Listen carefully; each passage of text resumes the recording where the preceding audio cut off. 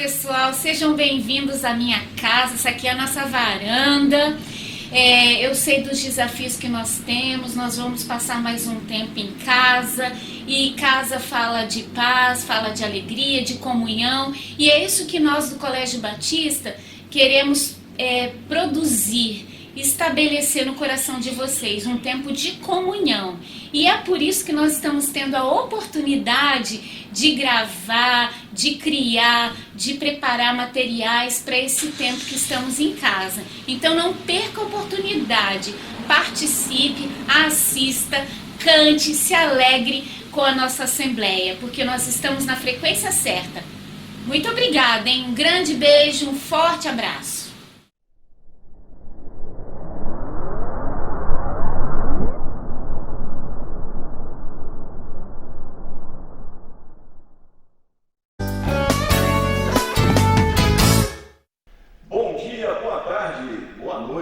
Para quem está aí assistindo a live, para você, aluno do Colégio Batista, nós estamos aí mais uma vez fazendo essa live e nós vamos cantar mais uma vez alguns cantos da nossa Assembleia do Colégio, ok? Conto com você aí, vamos nessa!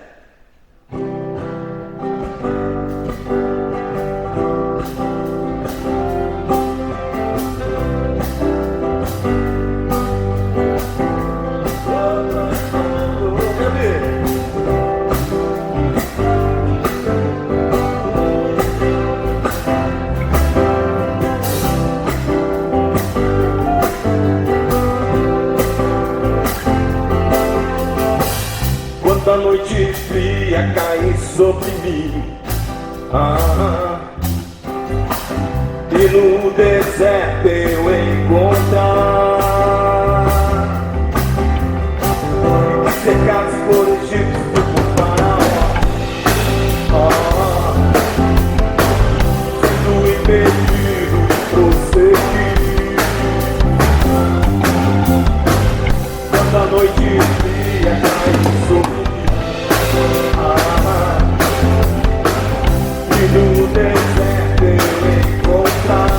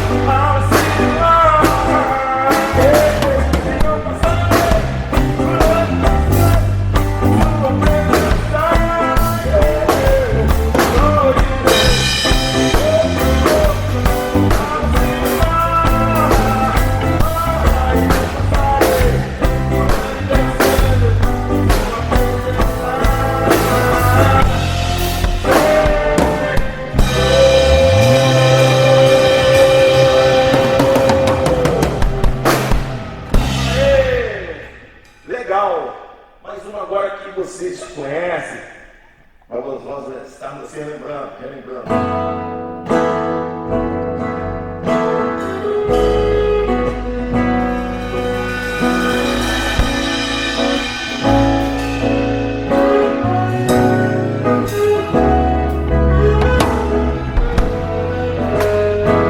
Márcio no sax.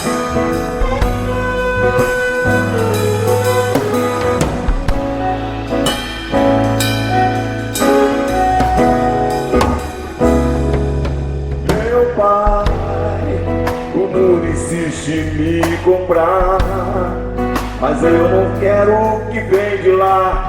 Quero agora a glória de Deus. Eu cansei, já não quero mais viver pra mim. De uma vez por todas vou me esvaziar.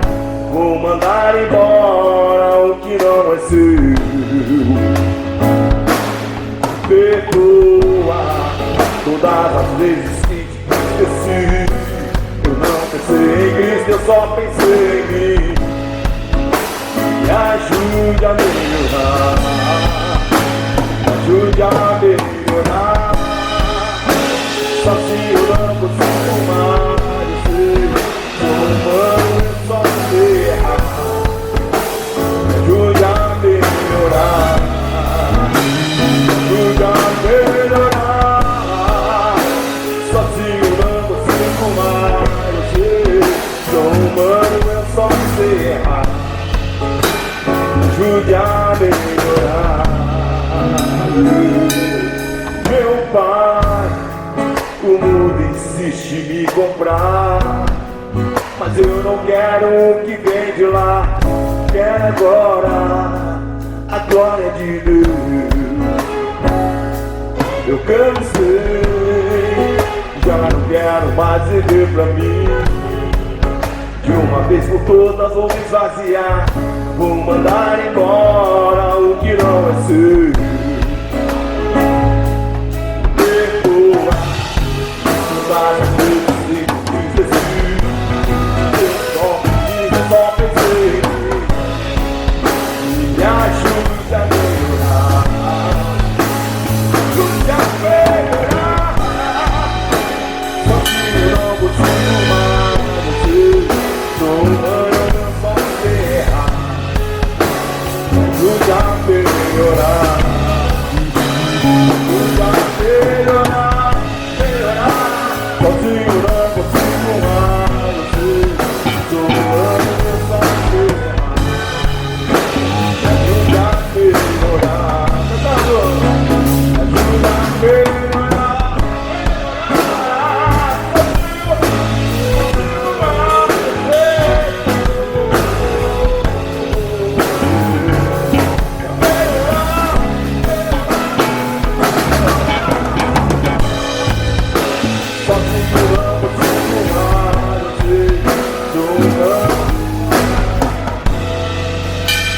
Me ajude a melhorar.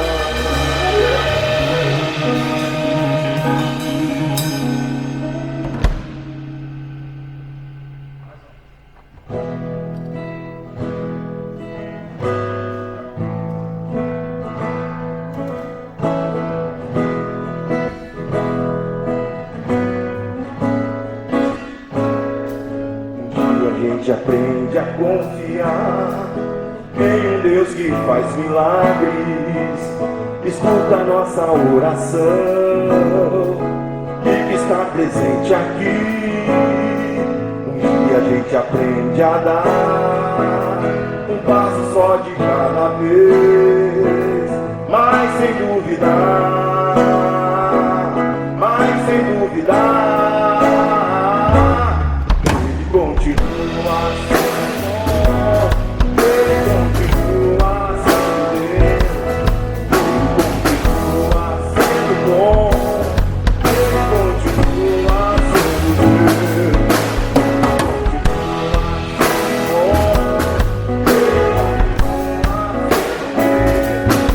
ele continua sendo bom, ele continua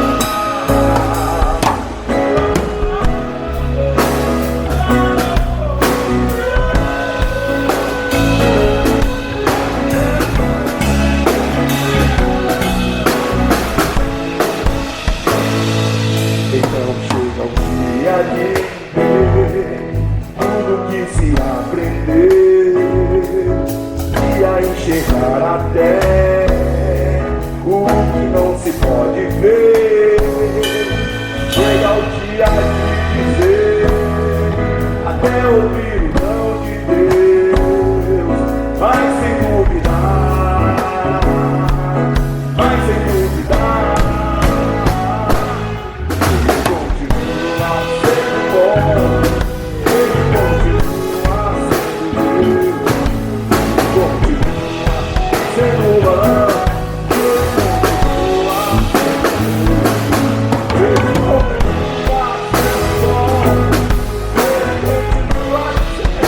Deus,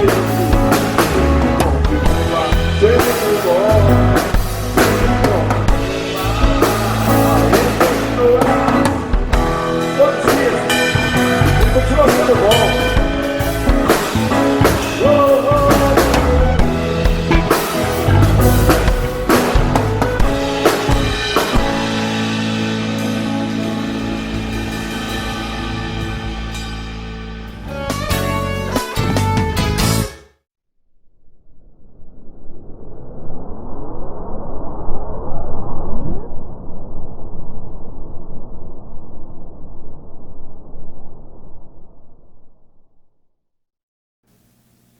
Saudação a todos, aqui é André Michelin, diretamente do auditório do CIBA.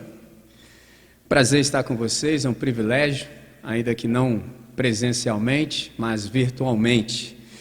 A gente está passando um momento difícil, um momento de crise, a gente está enfrentando uma pandemia e nós precisamos de palavras de alento, palavras de consolo, palavras que nos deem um norte, uma direção segura para que a gente possa sair bem do outro lado.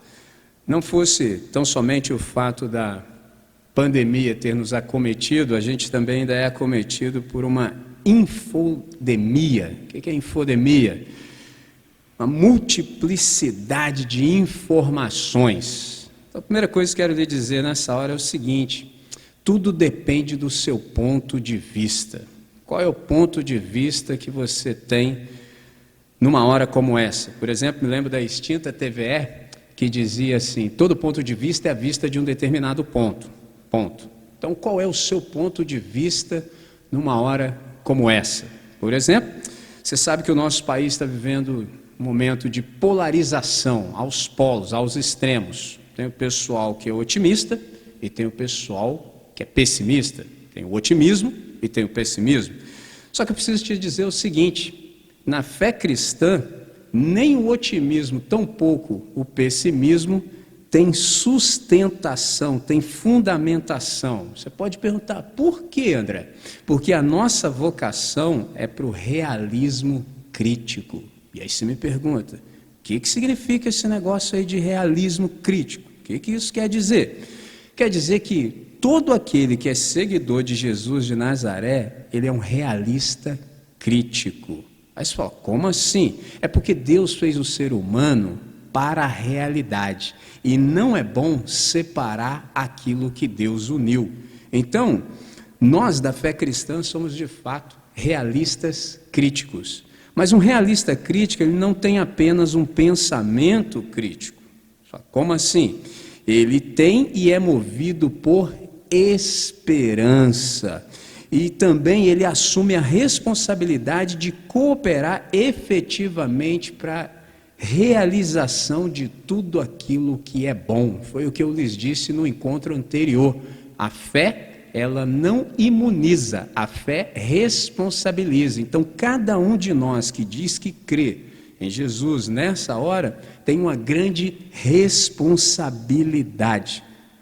Tem uma boa notícia para comunicar também nesse dia e nessa hora. Por exemplo, todos vocês sabem que eu tenho 2 filhos, o maior deles se chama Zion e o menor deles se chama Noah Lion. Noah é o nome bíblico em hebraico para o Noé. Você sabe que o Noé, ele participou de uma grande crise, porque eu apresentei a Deus a vocês como o Criador, e esse Criador em Gênesis capítulo 1, verso 31, ele olha para a sua criação e vê que era de fato tudo muito bom. Agora, quando a gente chega na narrativa do Noé, que ocupa desde o capítulo 6 até o capítulo 10, que fala acerca dos seus descendentes, a gente percebe que a terra já era infinitamente diferente da concepção original. Diz o texto, a partir do capítulo 6, que a terra se encheu de violência e isso pesou no coração de Deus a ponto dele suspirar. Essa é a palavra que está lá no texto, no original, dele se arrepender de haver feito os seres humanos. No entanto, Noé achou graça diante de Deus, traduzindo, a bondade de Deus alcançou Noé, de modo que Deus o avisou da tragédia que acometeria toda a humanidade e lhe deu uma grande tarefa. Qual era a grande tarefa do Noé? Construir a arca para a salvação de toda a sua família. Qual é a ideia que eu quero lhe dizer hoje? Eu lhes disse no encontro anterior que o livro é a plataforma de ensino à distância mais antiga que a humanidade conhece. E nós temos o livro de Deus, nós temos acesso à sua palavra. Interessante que no livro de Deus tem um texto chamado Romanos, capítulo 15, o verso 4, que diz assim: sabemos que tudo quanto outrora foi escrito, para o nosso ensino foi escrito, a fim de que, pela paciência e consolação das Escrituras, tenhamos esperança. Traduzindo, nenhum daqueles que confia em Deus precisa se desesperar em meio à crise, porque nós temos um outro ponto de vista. Nós não somos nem pessimistas e nem tampouco otimistas, nós somos realistas, críticos. Traduzindo, nós sabemos interpretar a realidade, nós conseguimos discernir os sinais dos tempos e tomarmos as posturas que são pertinentes conforme a hora. Qual é a ideia que eu quero lhes trazer exatamente agora? Que toda crise, ela traz no seu bojo pelo menos 3 coisas. Presta atenção. Primeiro, toda crise traz no seu interior novas oportunidades. Aliás, no idioma que se fala na China, a palavra crise tanto significa perigo, quanto também oportunidade. Eu escolho oportunidade. Então, toda crise ela tem no seu bojo pelo menos 3 coisas. A primeira delas, oportunidades.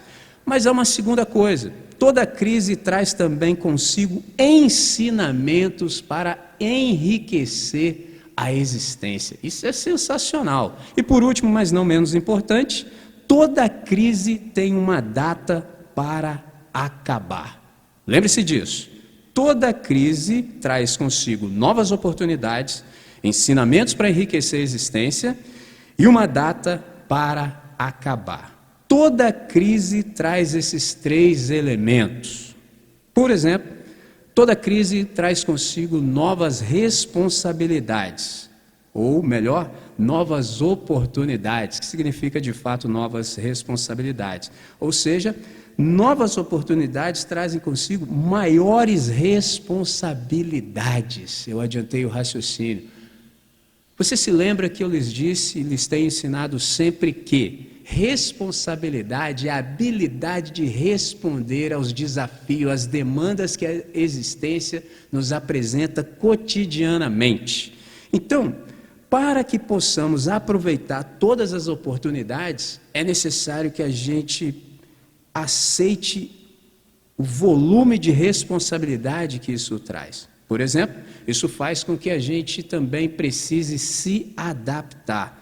Lembra do Stephen Hawking, quando ele disse o seguinte: a inteligência é a capacidade de se adaptar à mudança. Um tempo como esse que nós vivemos requer de cada um de nós que nós nos adaptemos. Quanto mais rápido nós nos adaptarmos a essa nova realidade, mais êxito nós experimentaremos. Quanto mais nós procrastinarmos, quanto mais nós demorarmos, mais tarde nós sairemos dessa crise. Mas fala, André, e qual é a dimensão, por exemplo, desse desafio? Tomando Noé como exemplo, a gente percebe que Deus deu um empreendimento para ele muito difícil. Era execuível, ou seja, era possível de ser realizado, mas era muito difícil. Só por que era muito difícil? Simplesmente o Noé faria algo que nunca foi feito antes e nem tampouco depois. Ele foi o primeiro e o único. Você sabe, ele deveria construir não uma arca, mas a arca.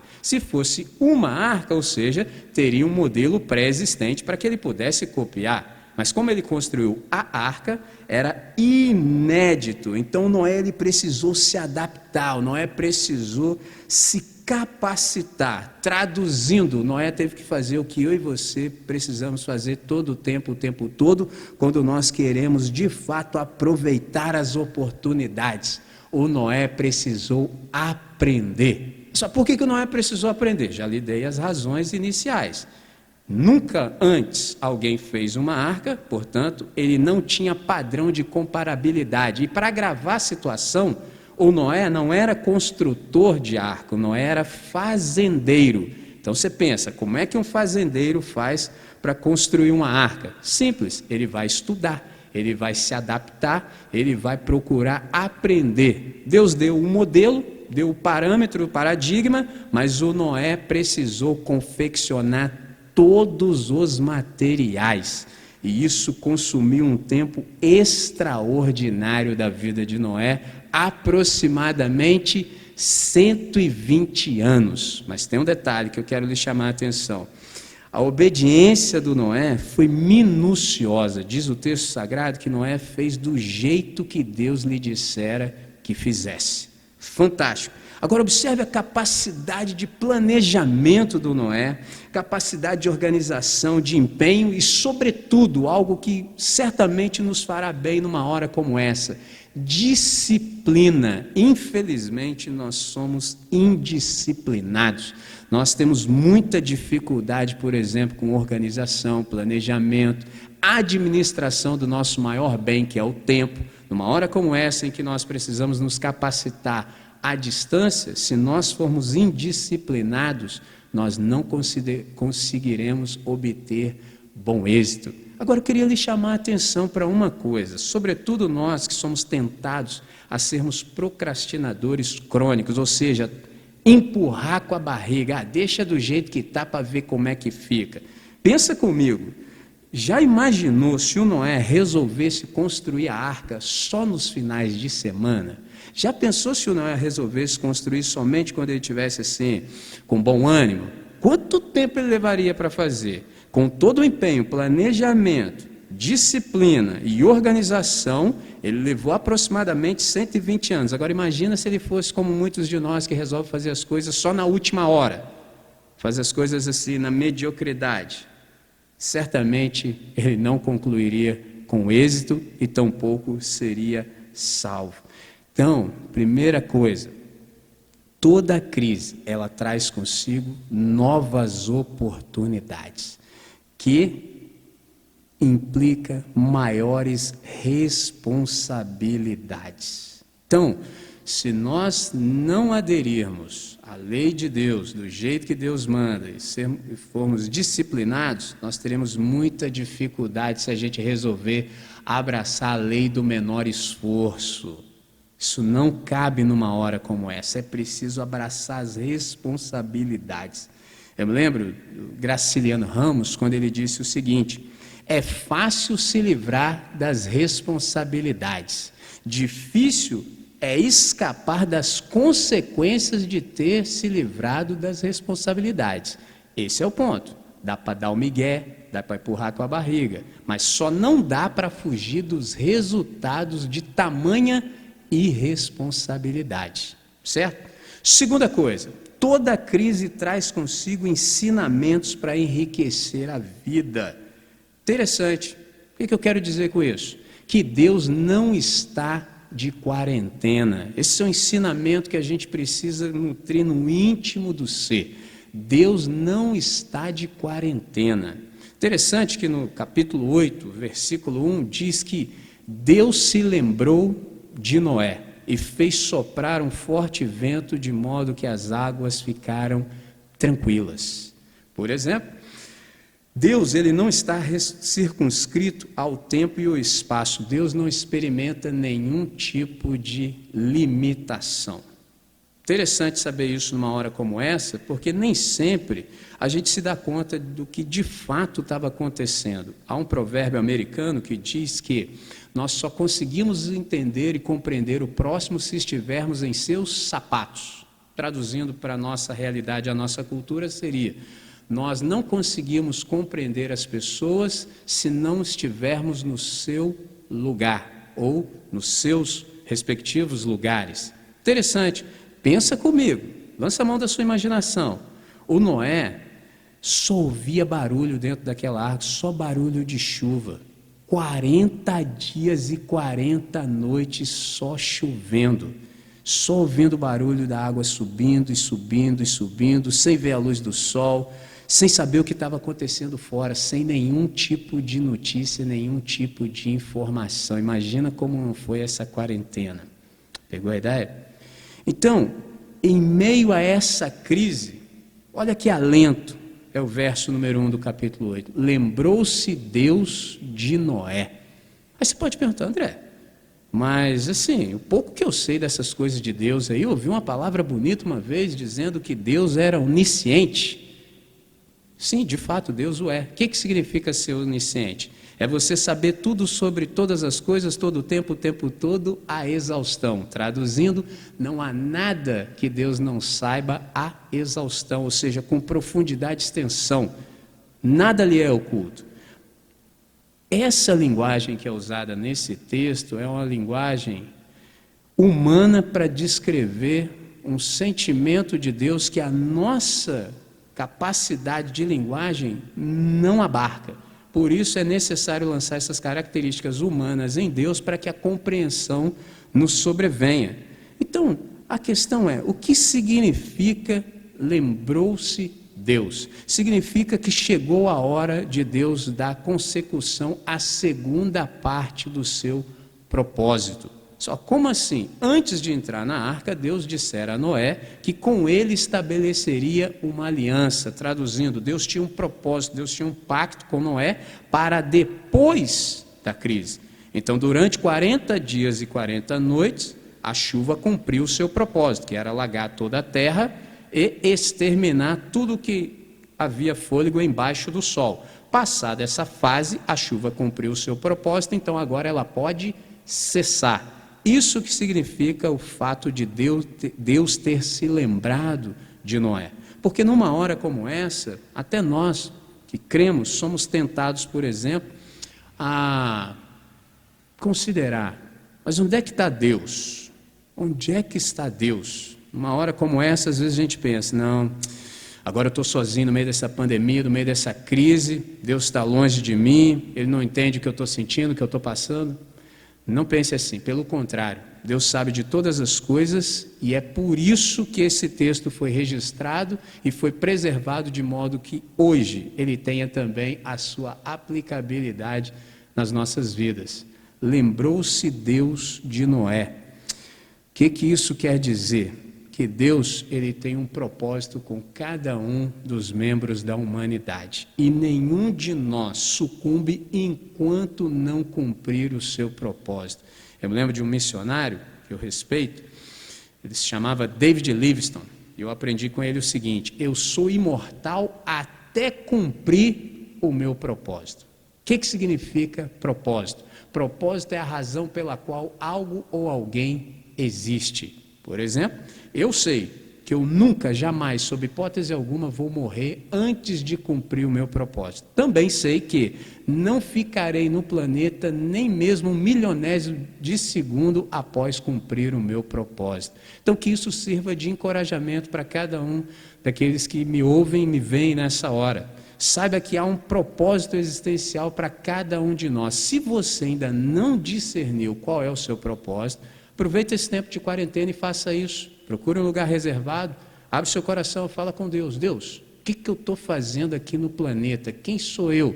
Qual é o meu propósito existencial? Para que eu possa, por exemplo, numa hora como essa, aproveitar e aprender tudo o que há para ser aprendido, de modo que quando tudo isso acabar, eu possa estar infinita e incomparavelmente melhor do que eu estou agora. Então, uma palavra de alento para você. Houve um profeta chamado Jeremias, capítulo 29, verso 11, ele disse assim, palavras de Deus: eu é que sei os pensamentos que tenho a vosso respeito, diz o Senhor, pensamentos de paz e não de mal, para vos dar o fim que desejais. Traduzindo, guarde isso no seu coração, Deus não se esquece jamais. Ora, se Deus não se esquece jamais, terceira informação fantástica que toda crise traz: há uma data para isso acabar. Eu disse há pouco, depois que a chuva cumpriu o seu papel e a sua finalidade, acabou, cessou.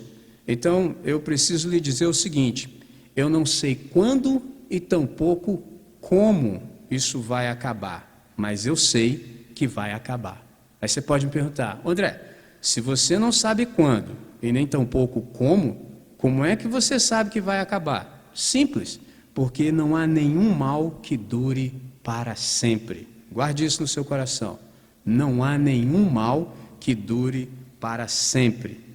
Segunda coisa, o que Deus criou, Ele também cuida. É isso que nos dá esperança. Nós somos criaturas divinas. Então, Deus tem zelo pela sua criação. É por isso que numa hora como essa nós não estamos desassistidos, ou seja, a gente não está bangu, a gente não está largado por aí. Há um Deus que cuida de nós. No entanto, lembre-se disso sempre: a fé não imuniza, a fé responsabiliza. Deus nos fez seres pensantes.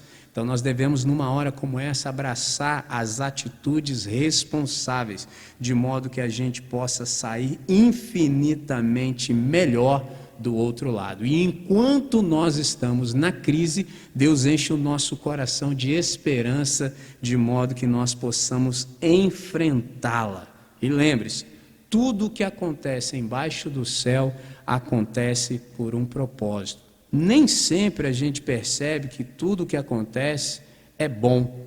Só André, mas aconteceu um monte de coisas ruins para mim, como você pode dizer que isso é bom? Deixa eu te falar uma coisa: para aqueles que confiam em Deus, todas as coisas concorrem juntamente para o bem desses que amam a Deus e que são chamados segundo o seu propósito.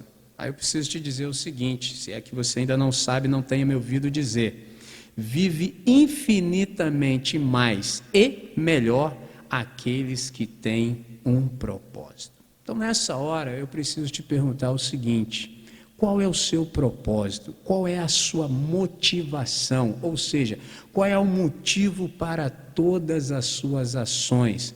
O que te motiva? Ou, se você quiser aprofundar mais ainda, quem te motiva? Porque se você souber responder isso, você encontrou o significado e o propósito da sua vida, e vai haver infinitas possibilidades para você aproveitar numa hora como essa. Qual é a ideia? Toda crise, ela traz no seu bojo pelo menos 3 coisas. Primeiro, novas oportunidades, que requer de cada um de nós adaptação, para que nós possamos experimentá-la sem deixar passar nenhuma, para que a gente não desperdice oportunidades. Segunda coisa, toda crise traz ensinamentos para enriquecer a nossa vida. A gente pode sair infinitamente melhor de tudo isso do que quando entramos. Terceiro e último, toda crise tem uma data para acabar. O que isso significa para mim e para a sua vida? Não tenha medo, por exemplo, de confiar o seu futuro incerto ao Deus que se fez conhecido. A gente está num momento de incertezas, a gente não sabe, mas Deus sabe de todas as coisas e vela por todos nós. Interessante que isso deve trazer em nós uma nova consciência. Qual consciência que deve aflorar em nós? Que a nossa vida depende única e exclusivamente do Criador e do mantenedor de toda a vida. Preciso te falar 2 coisas e assim nós encerramos por hora. 2 coisas absolutamente distintas são explicar e experimentar. Você pode ficar numa hora como essa buscando meramente explicações acerca, por exemplo, do porquê essas coisas acontecem, onde está Deus no meio de tudo isso, ou no meio de tudo isso você pode escolher experimentar a Deus. Há uma canção que nós cantamos inúmeras vezes aqui nesse espaço, que diz que ninguém explica a Deus. Deus é inexplicável. Deus não pode ser explicado, mas Ele pode ser experimentado e desfrutado para sempre. Então, você pode escolher. Ou você pode viver num estresse total, como muitos, ou você pode fazer a segunda opção, lembrando que ela só faz bem e não tem nenhuma contraindicação. Você pode escolher experimentar Deus. Se você me permite uma sugestão, eu lhe encorajo a ficar com a segunda opção. Fica de olho em Deus. Por que ficar de olho em Deus? Porque Deus não se esquece jamais. Então, nessa hora, eu quero te chamar para nós falarmos com quem resolve. Você já sabe que falar com quem resolve é conjugar o verbo orar.